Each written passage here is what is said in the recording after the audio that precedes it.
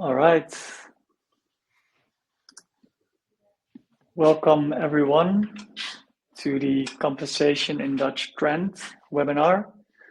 I think we're gonna wait 1 or 2 minutes for everybody to join. I see there's already a lot of people, so that's great. Yeah, so maybe as a starter, I would be keen to know who's in the room. So if people can maybe share their name, the company name in the chat. And if you have a pressing topic that you want to get out of this webinar, feel free to add that as well in the chat. I think the chat is all the way at the right. So you can add your name, company name, and maybe something you want to get out of it if you want to. I had a sneak preview on the attendee list, and I saw a nice mix of smaller companies, larger companies, tech startups, a little bit more corporate companies. So hopefully we can address everybody's interest and needs. We have a very strong panel with Yara from 7 People and Noor from Invested. I think both with a mix of experience and knowledge, so hopefully we can help as much as we can. Maybe before we start, there are some, well, housekeeping rules sounds very big, but it's more of an information bit. So we're going to have some polls. It's going to be a very interactive session. So we're going to have some polls where we ask you your opinion. So please participate in that if you can. If there's any questions you have throughout the webinar, please share them already in the Slack in the chat as well. Our team on the back end will go through all of the questions and see if they can prioritize some questions for the Q&A. So Noor, Yara, and I myself will look into those. Our team also will be able to share some blog posts that we have in our back or content pieces that we already created that could potentially address your question. And the webinar will also be live on our Ravio's YouTube channel. So after we're done, we will share the recording, obviously, with everybody to review. That being said, going to today's panel, which is Yara from 7 People. Hopefully a lot of people know already 7 People. It's an HR consultancy company helping a lot of startup, smaller ones, bigger ones, with all of their HR work. I think they're doing a great job, especially the last year have been growing quite a bit. So I'm very excited to have her here. Thanks, Yara, for joining. And the other panel is, welcome. And the other panel is Noor. I consider her as I always use the word heavyweight, because I think she's a big voice in the HR space, both in the Netherlands but also internationally. Have been leading the people team at companies like N26, TamTam, and SoundCloud, and now together with Anne Brandt runs Invested, which is more of a strategic consultancy company, and also they do investments. Did I miss anything, Yara, Noor? No, but with such an introduction, you're setting a high bar for us. So I think Yara and I are very ready for it. Yeah, that's good. That's good. Yeah, I'm excited as well, and I hope everybody is. The webinar today is going to be largely in 3 pieces.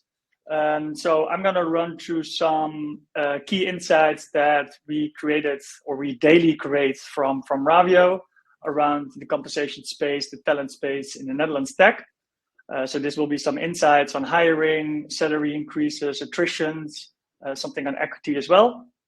The second part of it will be some questions and polls that we're going to run through together with Yara and Noor. And the final bit will be a Q&A, where you can either ask your questions directly in the chat, or you can, as I said, already ask them prior to that, and we will address them during the call. I think let's dive into it. Before we dive into it, and I will share some of the insights, I think most of the people will have received the report where we look into all of the insights for the Dutch tech.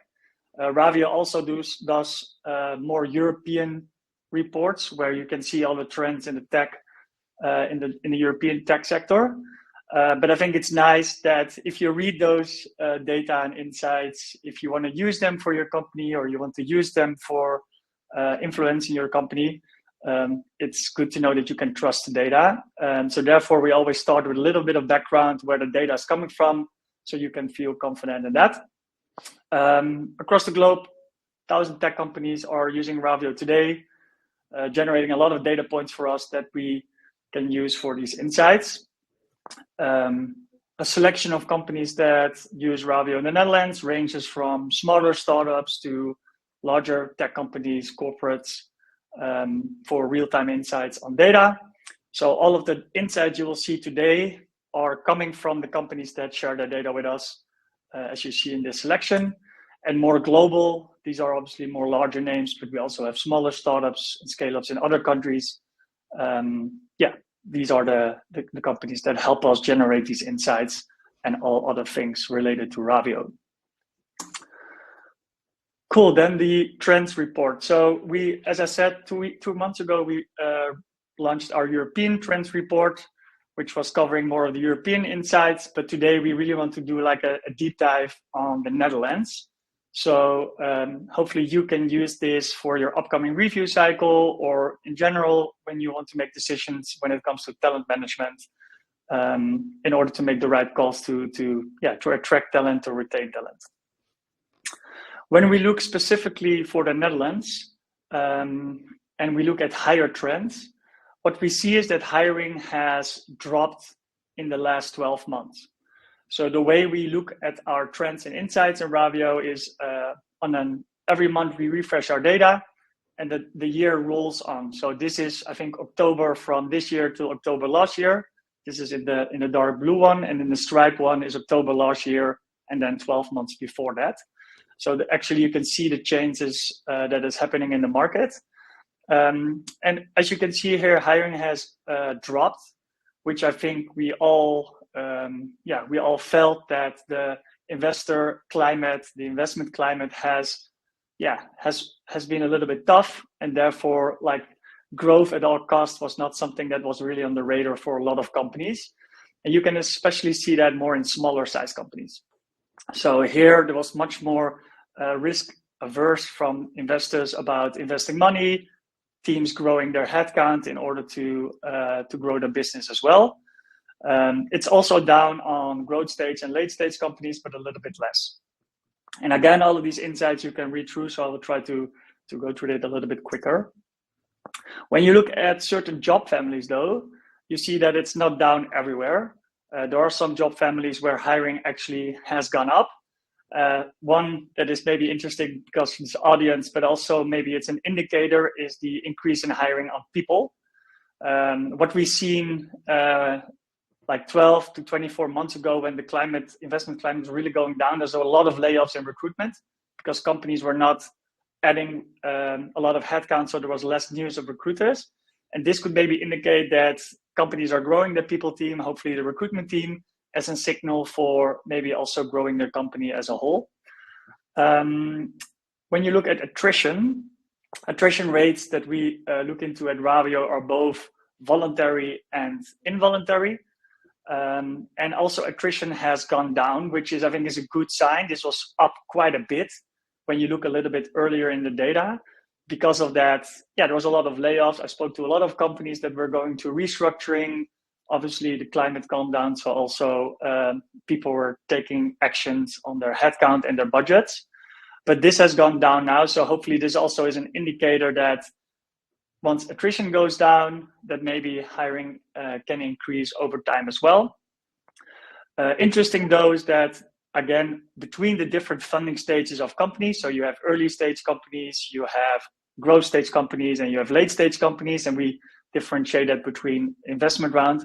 There's actually quite some nuances where early stage is relatively flat, still very tough for early stage companies this climate is still very tough, but that late stage companies that maybe have found product fit you actually see that there's very little attrition compared to the 12 months before. When you look at salary increases, I found this one very interesting because the overall number in the Netherlands shows flat, which in itself is already quite a tricky bar, because I've been monitoring the data every month, and it actually looks like it was flat, but there has been like a cycling curve before that. But at the point in time we used the data in October, it therefore seemed flat if you looked at a 12-month running basis. But if you look more in depth between the funding stages again, you see that again, early stage companies, salary increases are actually going down, which is indicating still a very difficult time for early stage startups when it comes to attrition, low hiring, but also low salary increases. At the growth stage, it's still relatively flat. And this interesting at late stage companies, again, they're showing more product market fit, maybe more room for growth and investment, and they're actually increasing salary next to also hiring and a lower attrition rate. When you then quickly look to this in the sense of Europe versus the Netherlands, you actually see that there's a lot of similarities in the trends between the salary increases, attrition rates, and hiring, but some factors are a little bit different than the others. So early stage companies, as I said, are still way behind on European trends, but the others seem to be relatively in line what we see in Europe.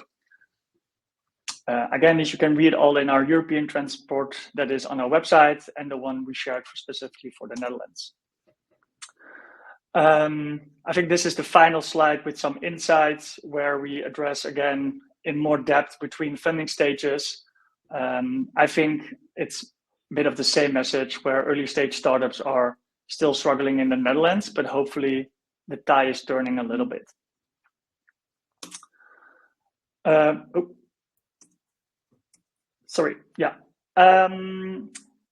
Cool. So we're now heading to the discussion part with the panel with Noor and Yara.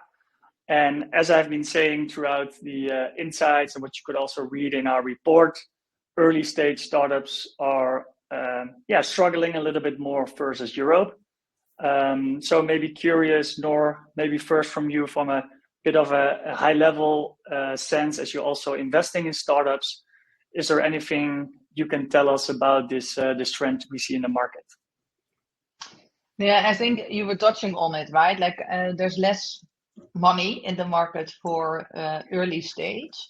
And what's interesting is that what we've seen is that in Europe, a lot of early stage startups raise money very locally. So in the Netherlands, early stage startups get money from early stage VCs in the Netherlands. And with some other countries, we see that they already for early stage are going more to international investors. But in the Netherlands, because it's so local, we also see that a local dip in available money immediately has a significant impact on that segment. So that's one thing, which of course we hope it will pick up soon. The second thing is that I don't know if there's data for it, but I'm always picking up on this point when I can make that point. In some other markets, there's much more encouragement on ownership benefits, just to jump to it. So you see more people having equity, and during the times when there were a lot of exits, you haven't seen those in a lot of times, exits, so that means that the company is sold or that they're going to the stock market, that employees are walking out with a lot of money. Those employees are becoming angel investors. So we've seen it a lot in the US, and those angel investors are also supporting early stage companies because they put their money in those early stage companies. And the Netherlands doesn't really encourage it through tax systems, etc. So we also see a lower intake of equity programs in the Netherlands, but it also means that we see less of those big angel investors early stage. And there is a great angel investment community, don't get me wrong, it's not black and white that we don't have anything, but in other markets they're sometimes a bit richer than they are in the Netherlands. So that also has an impact, I think. Yeah, great. Yeah, this is definitely what what we all, I think, experience and see in the market is a lack of investments. Obviously, causes also that salaries are not maybe increasing, especially for early stage startup. Yara, you're, I think, a little bit more operational with 7 people in early stage startups. What do you see in those companies when it comes to increasing salaries in younger startups, and how do companies struggle maybe with the lack of investment and keeping top talent? Yeah. So, of course, we don't only work for small startups, but also, yeah, the scale-ups out there. But what you often see is that, or an additional perspective basically can be that in the recent years, a lot of employees felt dissatisfied or a lot of unclarity about their salaries or about their compensation packages. And I think like a common sentiment of it was that people felt underpaid or could move elsewhere, which of course drove attrition and also opened the door for other companies, right? So for me, it's not a very big surprise that also with the pay transparency legislation coming up, that bigger scale-ups eventually invested in a good reward or compensation strategy. And of course, at the beginning for those companies, it's also a little bit uncomfortable, and especially when, for certain team members, is a little bit negative.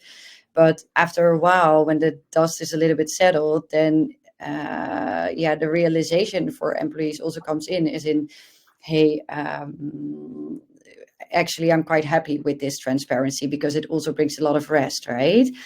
And if you compare that then also to early stage companies, where it often in the beginning is a situation where we don't know what to pay, so we pay randomly this or randomly that, and you get this package and your other colleague gets another package. Yet I think that also helps with the uncertainty still for team members. So and then if you add the uncertainty also for investment rounds or the equity, etc., and if you all combine it together, of course certain employees will go elsewhere and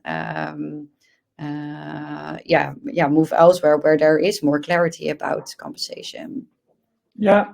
Is there any tip that you have for maybe people that have dialed in, that work at early stage startups and feel the constraint of budgets and therefore cannot maybe increase salaries? What is a way to still keep top talent in or keep talent in? Yeah, I think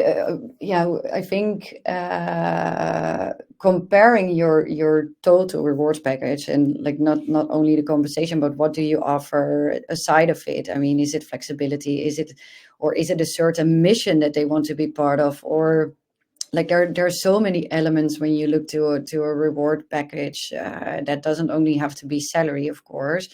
It can also be very inspiring people that you work with, or there are so many elements to it, but I think that is something that you really need to dive into, as in, okay, but what are you actually offering? And of course, it is difficult, especially when you're a smaller startup. But at the same time, I think if you dive a little bit deeper, you will always find certain elements that people are attracted to work, to come work for you. Yes. I think to add to that, can I add to it? Surely, yeah, of course. Cool. Is to introduce the concept of a price tag and your future price tag, right? Because it's, of course, first of all, you need to pay well in the moment, right? People need to be able to live. Let's take that as a standard. But a lot of people understand that they will make less money at a startup versus a corporate, and you need to talk about affordability in pay. That just makes sense, right? Like your company and your employees understand it. I think what is important is that you invest in your managers, or that you directly train your employees to think, what am I gaining in experience here? Being it on autonomy, on ownership, on exposure to certain stakeholders. Maybe someone with 2 years of experience can immediately sit in on investor boards because they need to present something because they're the marketing lead, right? Like that's not going to happen when they're going to start to work for the headquarters in Albert Heijn. So having those experiences and helping to translate them to what that means in their little backpack and how that translates to a future price tag. And also, instead of trying to not talk about Joe who left for a bigger paycheck, celebrate Joe that is leaving for a bigger paycheck, because you basically wired the whole story together. That you see, it's actually a proving point that working at your company will create a future higher price tag. So the pay will come later, but you're investing and it will actually return also for financial growth. Yeah, I like it. And I think it's in the roller coaster of an early stage startup, which sometimes is a very upward trend, sometimes a little bit of a downward trend. In either way, there should be a lot of valuable experiences and knowledge you can take away as an employee and where you can benefit from. But if I hear you correctly, narrowing down and making that very clear from a company perspective or management perspective to your employees is maybe a step you can take to address that. Yeah, and translate it to them that they can translate it, right? So it's important, think about, you can make it very practical as a people person, right? Think about if this person is going to leave in 2 years' time to a bigger job with a bigger salary. What are the questions that are being asked in that interview, or what kind of proving points does that other company want to see that they're ready to make that step? And now translate those type of answers to the experiences that they're having in your company. That will allow you to help them really seeing and translating in a very pragmatic way how they can use that experience moving forward. And you prevent that it becomes something very theoretical, conceptual thing, but really a tangible thing that they can take. Give them language. Yeah, I love that. And they can also make then the better choice for themselves. What's right. Cool.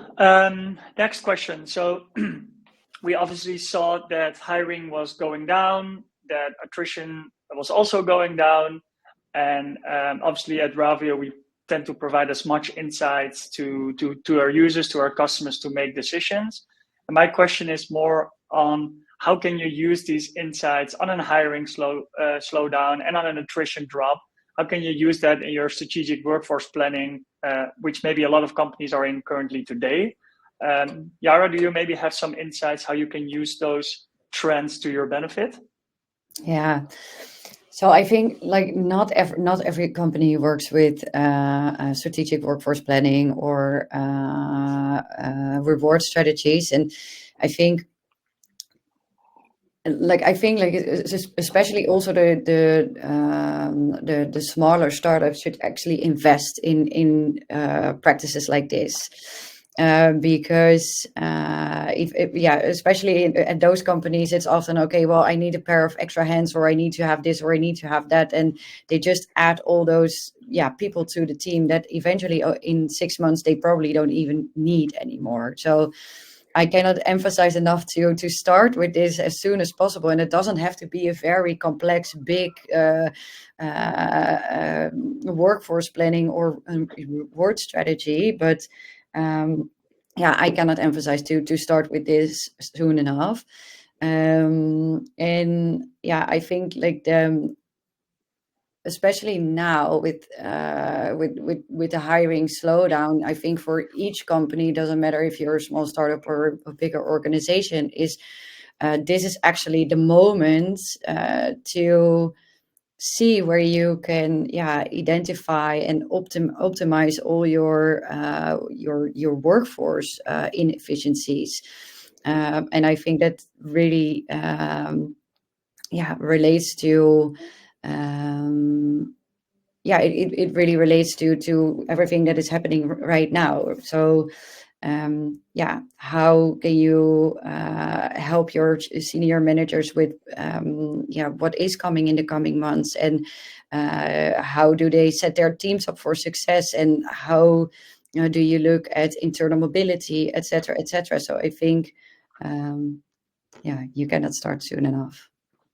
And Noor, I just showed hiring is going down, attrition is going down. People are now here from any role. It could be HR business partner, it can be people leader, it can be reward leader. you see these insights, you end this webinar, and what is a practicality you can take away from that and implement in maybe your strategy, in your plans, in your discussions with leadership? Yeah, it's I want to echo what Yara is saying. It's actually a great time for people, right? So there's a big emphasis on profitability. It's all slowing down a bit. Great. So now you can really zoom in and start training the muscles of managers. So what Yara is saying, like, this is the moment to introduce concepts. And workforce planning always sounds like you need to work at Shell and plan oil platforms 15 years ahead. Now, that's not what we need to do. We only know what we need to do next quarter.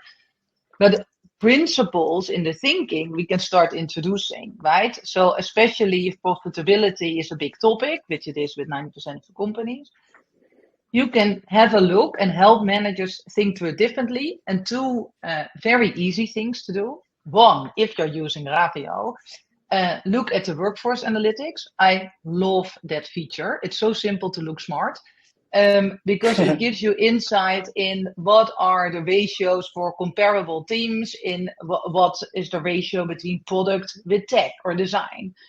And you don't need to be a metrics mastermind to figure out what the ratios in your company are. And you can just have a conversation with the manager and saying, hey, these are our current ratios. Looks like compared to companies our size, that we have quite a large design workforce, right? Like, is that following a strategy because we want to be design led, or did that accidentally happen in growth?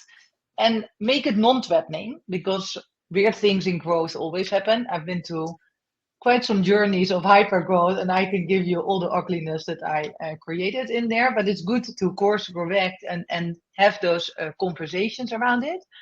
And even if the discussion itself doesn't lead anything, that question is now somewhere in this manager's back of mind, right? So with every decision, they will think about it. And you can then send the information later. And a second thing is, what is an easy muscle to train with managers is when they are thinking about their team, whether you're having a headcount planning type of thing or not, say to them, make a mini, medium, and maximum version of your team, right? Be prepared. Tomorrow, shit hits the fan. Sorry for my language. We're in the Netherlands. We're allowed to say this. And tomorrow you need to cut 10% of your team or 10% of your employee cost. What will your team look like? And tomorrow we win the jackpot, man. You get 50% extra. What are you going to do, right? And it forces a manager to think through, where do I have my big bet investments in the team? What is the basic function to run lean? And those insights will also make you more strategic in the follow-up questions that you can ask. And then if you're a little bit further, don't have to do that tomorrow, it's also interesting to start tracking for your areas. What is the amount of people versus the revenue that your company is making? And this number is zero interesting standalone, but the trend is interesting over time, because you know very well whether your company in 2025 is going on a big investment phase, right? We need to prepare for big international growth, so we're going to invest on our headcount.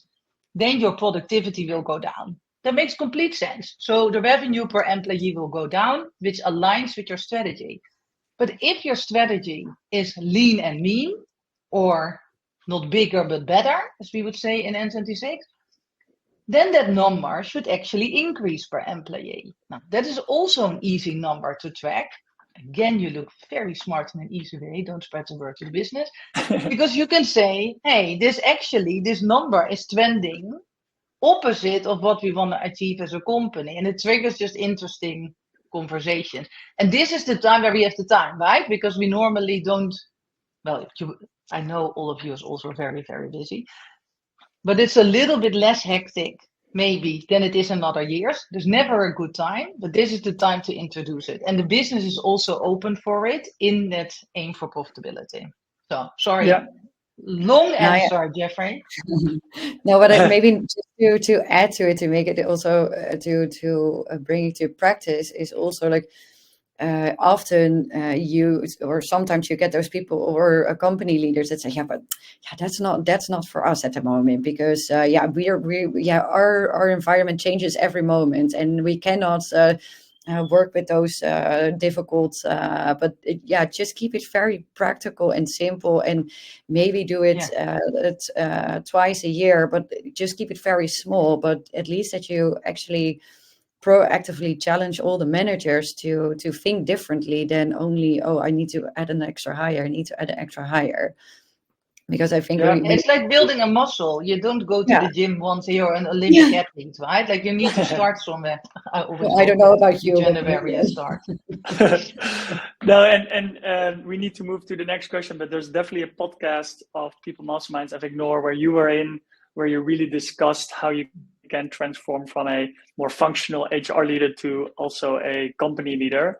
And what I always tell people when they use Ravio is that one thing you can take away from insights, for example, if hiring is going down or salaries are going down, that you can have a discussion with your finance team about your budgeting period. You can really bring something to the table based on trends and insights that you can steer the organization also from a profitability perspective.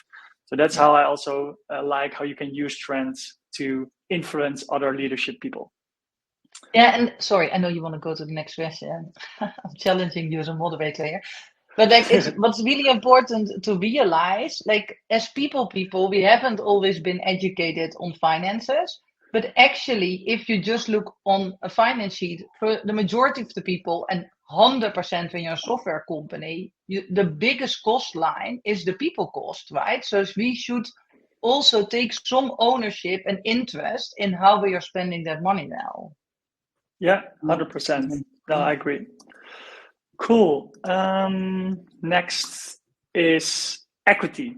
Yeah, so it's I think it's a very interesting topic, and we can even spend a whole webinar on this. But if you look at how equity is being offered, we collect all of this data from as part of our benefit survey. You actually see that the Netherlands is very low when it comes to offering, for example, equity to all employees. And we're also the highest when it comes to not offering equity at all. And there's a lot of reasons for it. It could be taxes, it could be anything. But yeah, what I think is a takeaway from this is that especially early stage companies, when there's maybe cash constraints, equity could be a very interesting lever, not only overcome budget constraints, but also maybe to increase the feeling of ownership in a company, especially if that's the startup you want to be, right? As you said, Noor, in the beginning, where you can have a very steep learning curve as an employee. The bit of ownership that comes with equity could also drive that culture, I believe. And I think we have no, we don't have a poll of it. We have a question of this. Maybe there's a poll afterwards. Seeing those insights where the Netherlands is relatively behind to other European countries, what is your vision, Yara, where equity can be something that Dutch startups, but maybe also smaller startups with cash constraints, how they can make use of equity programs in their company to attract top talent, for example?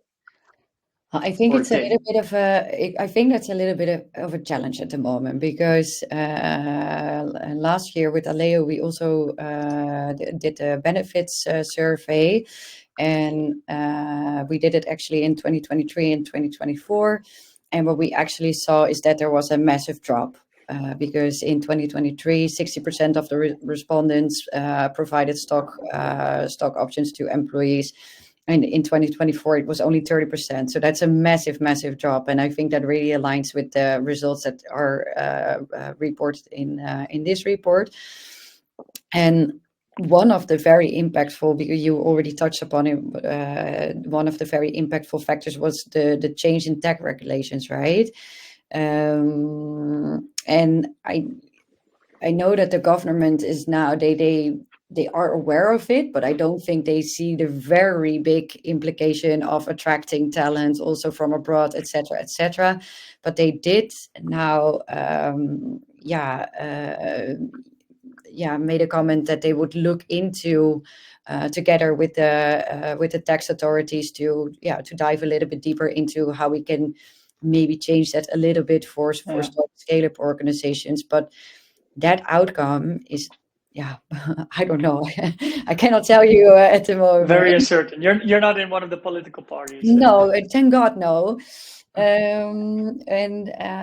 I think then going back to what we discussed earlier, I think in the meantime also, if whether you're a startup or scale up, look really good into what you are offering and why you are offering, and if that's not a part of it right now, what can you do to make it more compelling then, because you are just competing to other countries probably. So how do you make that more attractive?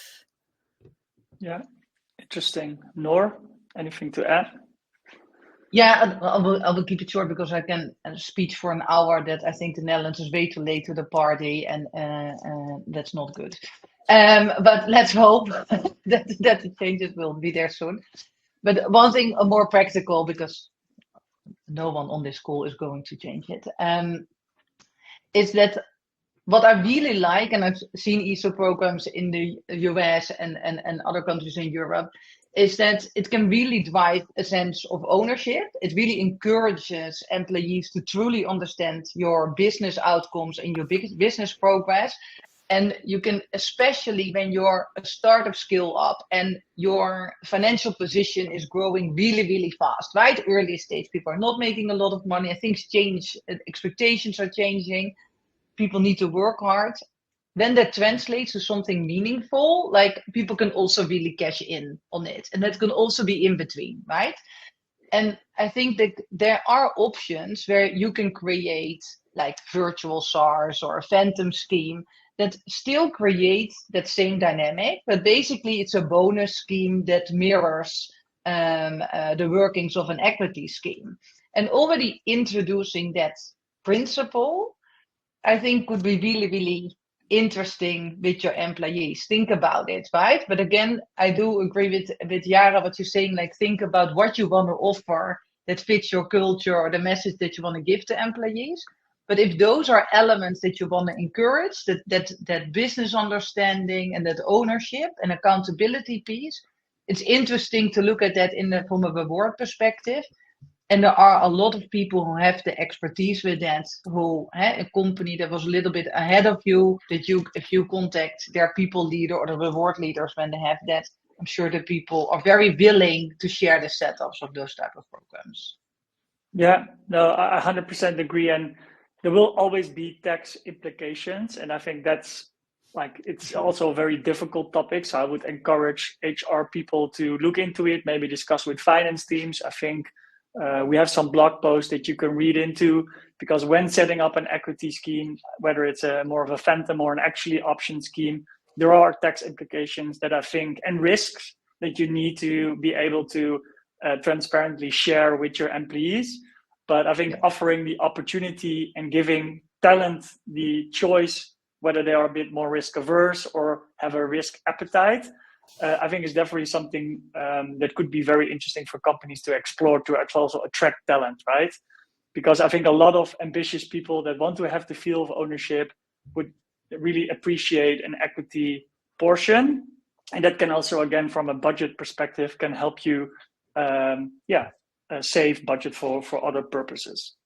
I actually like equity, so I'm out in all my startups that I've worked with. I always optimize for equity, but maybe that's a personal thing. Cool. Going into a bit more of a forward-looking thing. We obviously are at the end of the year. A lot of companies traditionally do a pay review cycle. I think most companies maybe do it in Q1. So we're going to have a poll now where we are asking all of the audience on what is the rough percentage of increase you're now planning for, or you're discussing with finance to give to employees. This is a combination of both performance and market adjustment. So the overall increase you're planning for your budget. And I know I get this question a lot, so I think a lot of people will benefit from this as well. if we all respond to it. And I'm gonna quickly see the outcome of the poll because I don't think people can see.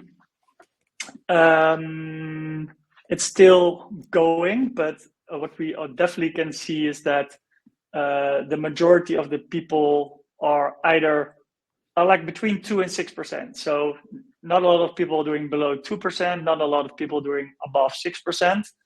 It's quite even distributed between the 2 and 4 and the 4 and 6. And I think one thing that is good to mention here, and I'm sure Noor and Yara, you have the same opinion, is that increasing salaries is so much related to a lot of things, right? It can be related to the budgeting, it can be created, maybe you need to fix legacy issues. I think Yara, you mentioned pay transparency, so maybe you need to correct for gender pay gaps. There's a lot of reasons why a certain number can pop up, but overall, I'm curious, maybe Yara and Noor, how you see or can advise companies on how you can best tie up a percentage increase to your company situation, or what role can you take as an HR leader when you're discussing this with your leadership team? Yeah, I think that indeed what you were mentioning, it has so many factors, especially, and what the funny thing is that often the budgeting starts somewhere around September, October, and then you don't have all your company results yet, right? So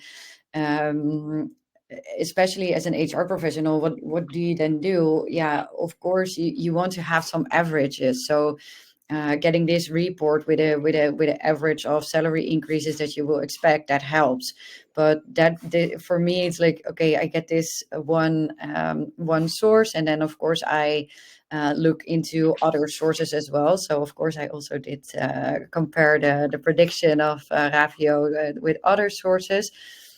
But at the same time, it also really depends on all the other factors, as in your budgets, the outcomes, etc., etc. So it's only a guideline that you can give at that moment, but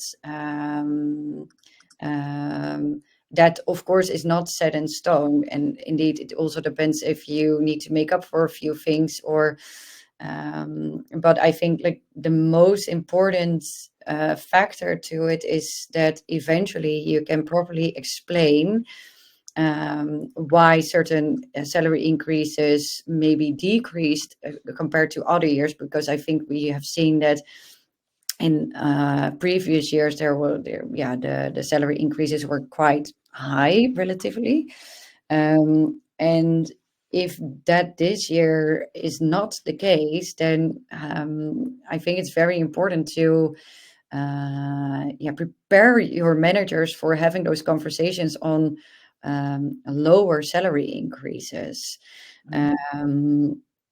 Because employees often have high expectations on past increases. So these smaller increases can lead to disappointment or disengagement. So how do you enable your managers to have those right conversations? I think that's a factor that you really need to take into account. Interesting. And Noor, I think this is a good follow-up question on, so how do you actually execute a reward strategy? How do you actually use a reward philosophy, and how do you link it with your culture and your business goals?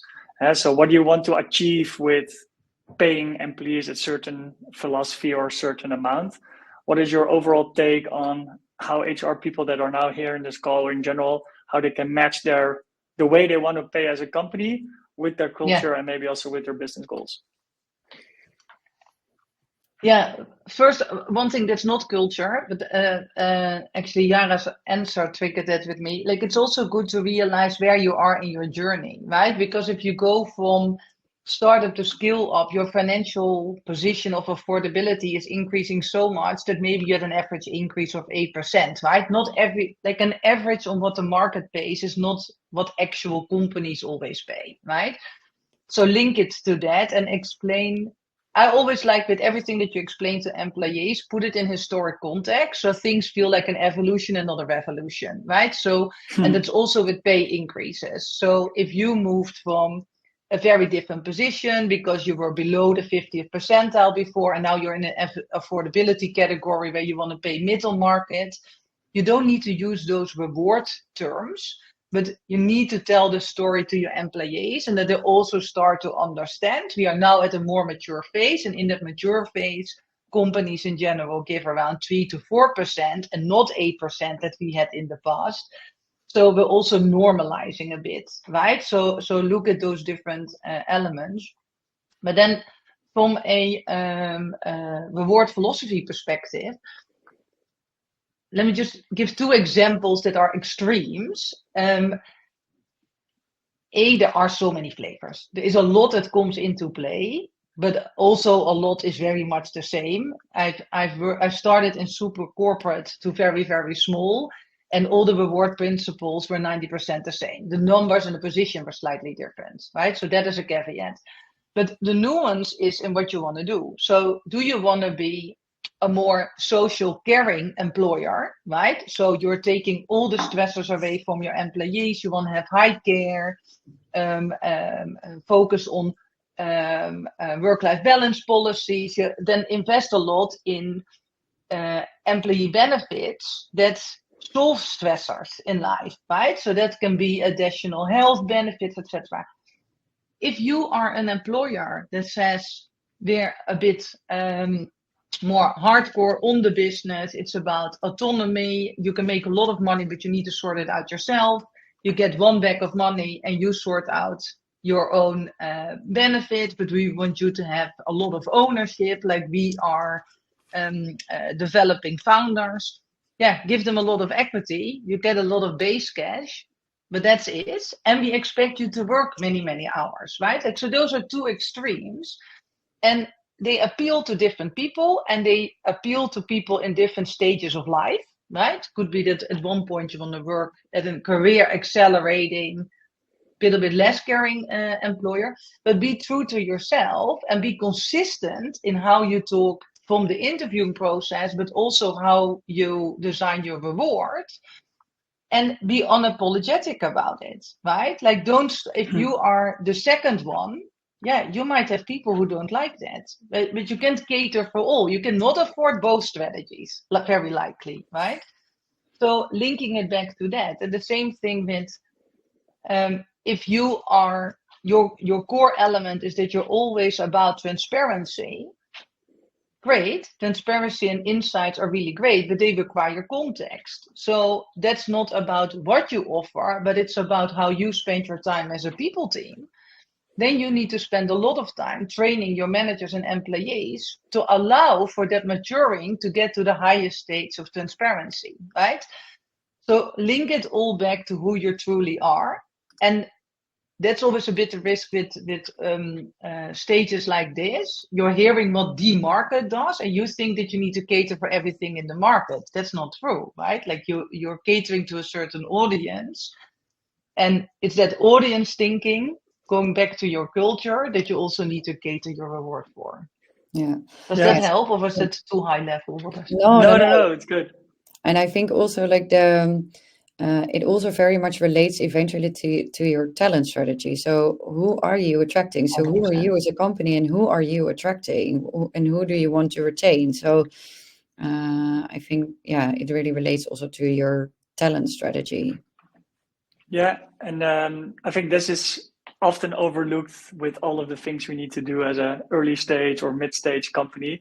But having a reward philosophy, I think, could really help drive consistency throughout the whole organization, from hiring, retaining talent, but also singing the same song with managers when speaking to your team members. There's one thing maybe that a reward philosophy or a reward strategy, it also sounds so high end, right? So it sounds so complex that you think like, oh my God, do I have an excuse not to touch it? But it's basically very simple. Indeed, what Yara is saying, who do you want to hire? How have those people been educated by previous employers on what to get? Because that is basically the mindset that they're coming in.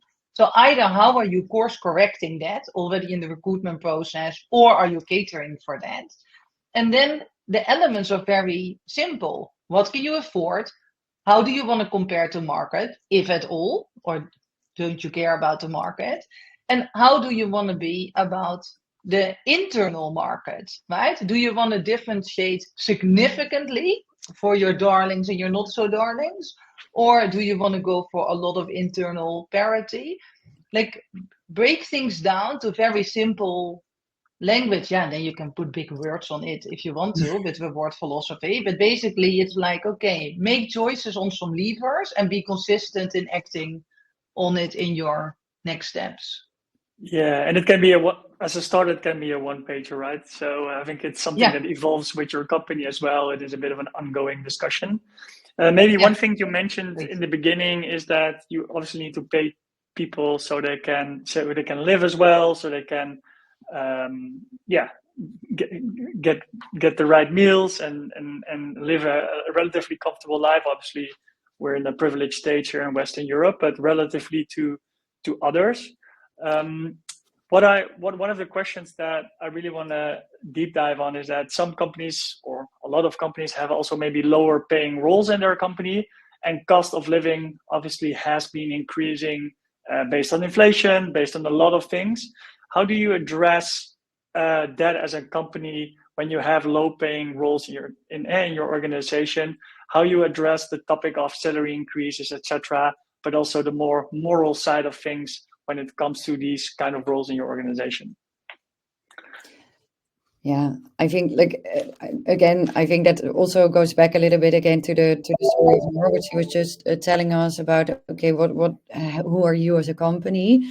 But for example, I've one of my clients, they've been they feel they have a very big social responsibility as well, and especially if you want to ensure that those people stay healthy and don't have a lot of worries, then that is something specifically that you need to look into.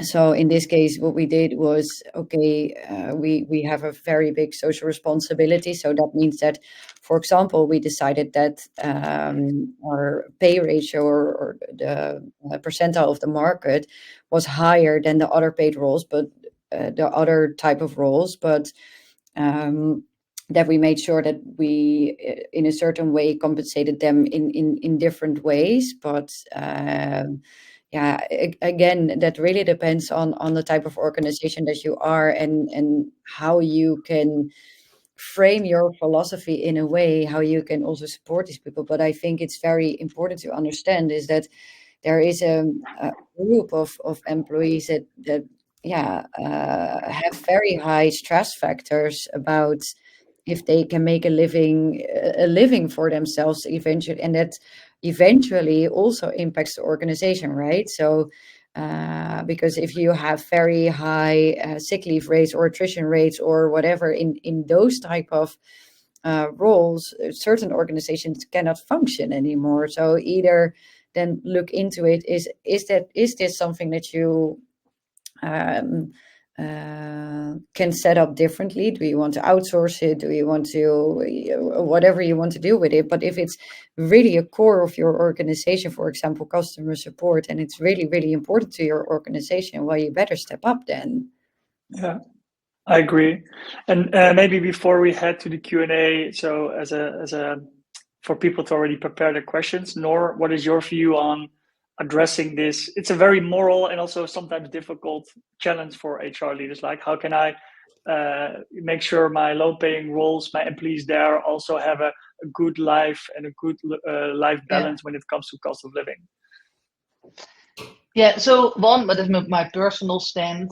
I think as HR people, we should never accept that there are people working full-time in our company who can't eat. Like, I think that's even if they get minimum wage, if you cannot normally live like on basic standards from the lowest salary that you have, we should stand up. Like, for me, that's not, there's no debate about that, and there's no variation to who you are. So that just fundamentally as a human being. I do agree with Yara. Like it's also good to look at it. Like I mainly come from the software world, and they sometimes still have really large customer support of operations team. And I think it's good in your reward approach to do make a differentiation, right? So I come from a world with mainly high educated workers who stay 1.5 years, 2 years in a role. For example, you're a software engineer. So within your level, there are different proficiencies that you can reach. So we have salary bands, and that's how you financially grow. But if you're a customer support employee, there's not enough complexity in the job to allow for variations on a band. And what we tend to do is then to put on those jobs salary bands as well, which is too complex for the team leads to position people on. It's unexplainable. It ends up being unfair reward. And they need much smaller steps, right? You're a customer support specialist and you want to become a senior customer support specialist, but you don't need to be on the upper band from the customer support specialty to almost be ready to be promoted to a senior.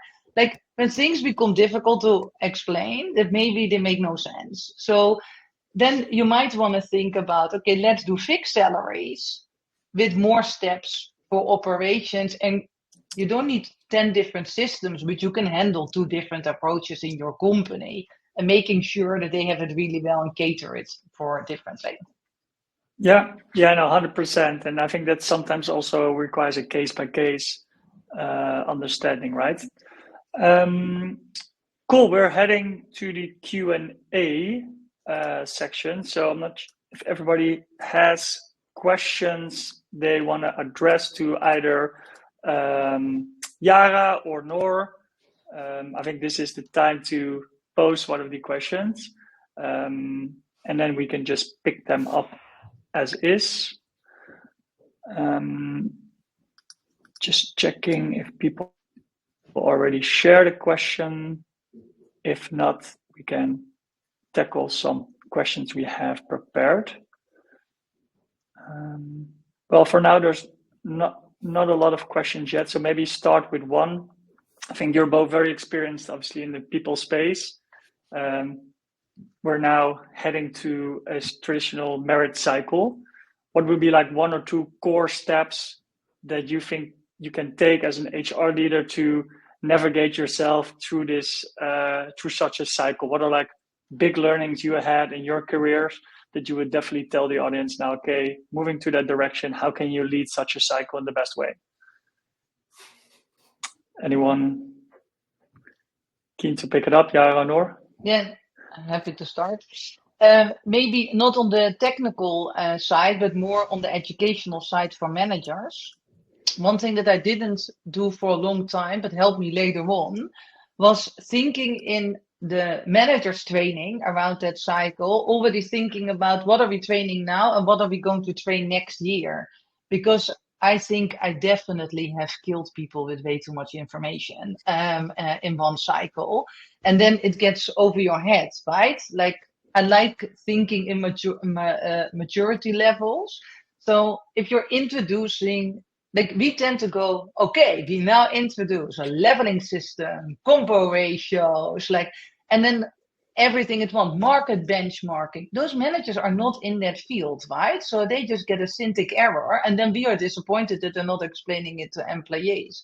And like thinking about, okay, what are we sharing now and what are we sharing next year? And maybe we build up the muscle first in thinking around market benchmarking and getting them to understand that financial growth follows personal growth. And then next year we take it to the next level. But thinking in that two-way stream forces you to really train something that people can take on and keep, and already prepares you for the next cycle. Yeah, interesting. And I think there's maybe a couple of questions now coming in. One was, are the salary trends data that you showed at the beginning, did they include promotions? They exclude promotions. So the salary increase data we show are purely for people that stayed in the same role and level and actually got a salary increase. We took the median of that. So the salary increase percentages you saw in the beginning are non-promotional.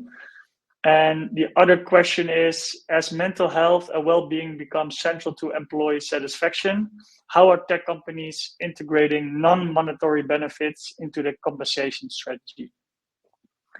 So how can you use non-monetary benefits into your compensation strategies, especially ones around mental health and maybe well-being? Well, I think Yara, you're quite close to that topic. yeah, well, I think like what you often see, right, is that companies look into benefits and think, okay, well, let's add this to it, and we see our neighbors or competitors doing this or doing that. But I think, again, going back to your reward philosophy or compensation philosophy, or what kind of philosophy you have, and actually then maybe another step back to your talent strategy. Whom are you attracting and what do they actually need? So sometimes it takes a little bit of research to understand what kind of benefits you need to offer. Personally, I'm a big fan of flexible benefits because it really a one size doesn't fit all. And I think maybe if you now look at Noor, Jeffrey, and myself, if you would ask us, okay, what would be the one benefit that you would really like? Everything is different. So for example, I might not even need or want a health or well-being thing, but maybe I want to have I don't know, something that's more related to I don't know, a bike or whatever. But I think like it's so different what everyone wants, and if you really want to understand it, you really need to investigate it, but you also need to make sure that it really aligns with whom you're attracting and why you are attracting those people. So maybe it's not a very specific on mental health and well-being, but I think especially you really need to understand your audience. That's the most important thing. Yeah, so more benefits in general. Yeah, and maybe in line with that, I mean, I look very young, but I already work 25 years. And the topic of flexible benefits already existed when I started working, but I still am saying every year, like, you see, flexible working is really cool. Flexible benefits is really coming. So flexible benefits are at one point really necessary, right? Like that you offer stuff that people can cater for, because Yara is completely right. People want different things. Maybe on the trend side, one thing, the mental health benefits, of course, entered our world. What we're also seeing is that a bit following the US, because in Europe also governments can't afford all the support, people are more and more looking to their employers. That's why you see mental health benefits coming up, but also other health benefits. And another thing that we are really seeing pick up is financial benefits, so financial guidance. And especially for the new generation that cannot even buy a house and need to do much more around financial planning, they also turn to their employers to get that support. And I think I saw someone from Equip on there. Like, that is an example company here in the Netherlands that a lot of larger companies are looking at to offer financial planning for the employees, to making sure that personal financial stress is not blocking them to work, and as something that they can't afford personally, but is very affordable to offer as a benefit. Yeah, no, and I think those are all new trends we will always see in the market to address changing environments, changing needs for employees, but also the role employers will take currently in the space. We need to wrap up because we're already a couple of minutes over time. So I want to first thank, obviously, Noor, Yara, joining, sharing your experience, sharing your knowledge. I think everybody can reach out to either you or to me when they have some follow-up questions. And I want to thank everybody who dialed in. Hopefully it was a very interesting session. If there are some open questions we didn't spend time on yet, we will do offline and we'll reach out to you on the questions. So thanks everybody for joining, and hopefully to the next. See ya. Bye-bye.